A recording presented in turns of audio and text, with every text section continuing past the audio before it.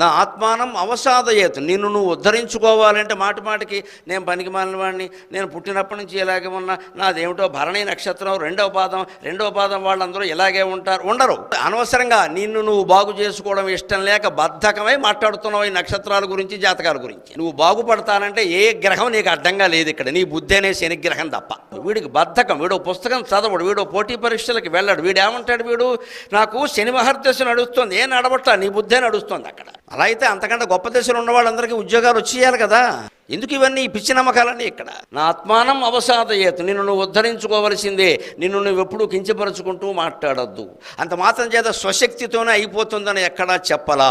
గ్రహాలు అనుకూలంగా ఉన్నా నీ ప్రయత్నం లేకపోతే ఫలించదు. నీ ప్రయత్నం ఒక్కటి ఉంటే సరిపోదు. అందుకే మనకు కొన్ని ముహూర్తాలు శుభలక్షణాలు ఉంటాయి. మన మీద మనకి నమ్మకం ఉండాలి, మన పుట్టించిన భగవంతుని మీద నమ్మకం ఉండాలి. అప్పుడే ఉద్ధరింపబడ్డం జరుగుతుంది.